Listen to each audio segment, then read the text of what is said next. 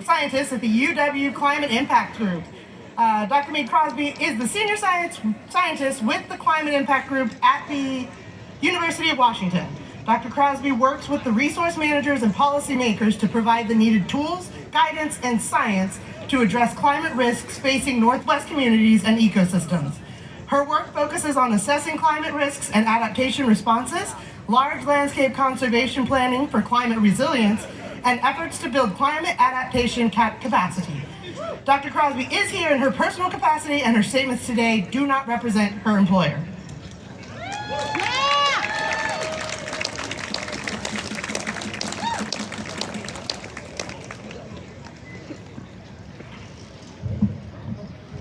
Hi, Seattle. Thank you all for showing up today to stand up for science, because science needs you. I'm a scientist who has spent the past 15 years supporting Northwest communities and governments as they prepare for the impacts of climate change. Impacts we are already experiencing, like declining snowpack. The snowpack that we rely on for summer water, for people, for salmon, for agriculture, for hydropower. This year, our snowpack in Washington is at about half of its historical average. Boom. With 1.5 degrees Celsius of warming, which we could reach as early as 2030, Washington's snowpack is expected to decline almost 40% from its historical average. How do we know all of this? Science. Impacts like flooding, as warming leads to wetter winters and more of that winter precipitation falling as rain instead of snow, going right into our waterways. This past December, record floods affected communities across Washington, threatening lives and causing almost $200 million in damage. With climate change, what had been a once-a-century flood along the Skagit River could happen 4 times more often as soon as the 2040s. How do we know this? Science! But we also know that there are many, many things we can do to help people and nature prepare for these impacts. Things like managing our forests to better retain snowpack and absorb rainfall. Things like restoring floodplains to lower flood risk, protect salmon, and keep people out of harm's way. And, most importantly, eliminating the use of fossil fuels and moving to renewable energy to slow and eventually stop warming altogether. How do we know all this? Science! Science lies at the very heart of climate action. It's how we know that climate change is happening, how we know what its impacts are, and how we know what we can do about it. The current administration has caused irreparable harm to the institutions, the infrastructure, the funding, and the people we need to deliver that science. I had the privilege of speaking here 1 year ago today, and I've been reflecting on how much has changed since that event, and it's good to see so many of you again, though I wish we didn't have to be here. I'm going to share some examples of how the actions of this administration have affected my work and that of my colleagues over the last year, and what that means for the health and well-being of our communities. Several years ago, I was appointed by former Secretary of the Interior, Deb Haaland, to serve on her Advisory Council for Climate Adaptation Science. Federal advisory committees help ensure that federal science, the science we all pay for, is rigorous and free from political and corporate influence. But last spring, I was notified that our advisory council had been eliminated. An executive order terminated a wide range of science advisory councils at NASA, at NOAA, the U.S. Geological Survey, and many other federal agencies, leaving federal science less transparent, less rigorous, and more vulnerable to political and corporate influence. Last April, I was dismissed as an author of the 6th National Climate Assessment. National climate assessments summarize the best available science about how climate change is affecting our country and what we can do about it. These reports are a critical resource for governments, communities, and businesses. But all 400 assessment authors were fired, even though we were all volunteers, costing the taxpayer nothing. The National Climate Assessment is now in limbo.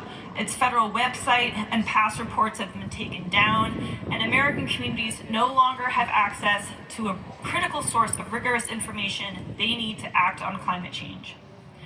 Last May, My team received notice that a multi-million-dollar federal grant that had helped frontline communities prepare for climate change had been terminated. This funding allowed us to serve coastal tribes facing sea level rise, help farm workers facing extreme heat, and other communities experiencing climate change first and worst. The result is that our team had to lay off or reduce hours for several staff, and the communities most in need of actionable science to prepare for climate change were left without critical support. Since then, our remaining federal funding to support climate adaptation in the Northwest has been in a constant state of uncertainty, and we're lucky to still have any federal funding at all, because billions of dollars of federal research funding have been terminated over the last year, with climate science hit especially hard. Since then, I have also lost so many smart, dedicated federal science colleagues to layoffs and incentives for leaving federal service. 30% of the federal colleagues I personally work closely with have left over the last year. This has been particularly those in leadership roles and those just starting their careers. They were among the 260,000 federal workers who lost their jobs last year or left federal service due to incentives and pressure. And that included nearly 95,000 workers in federal science positions, and among those, 10,000 STEM PhDs. Climate science and adaptation positions were hit especially hard. I do not blame those who left. I don't blame them at all. And I will say, though, that the courage and determination of the federal scientists who remain is absolutely awe-inspiring. These federal workers are almost literally holding federal science together with duct tape. We owe them a huge debt, along with our support and solidarity. I also want to acknowledge the courage and determination of our scientific societies, our Democratic attorney generals, our unions, who've all provided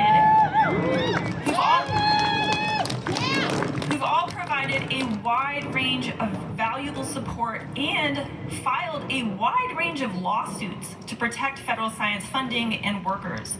And they have been winning. They have restored lost positions and billions in terminated grants.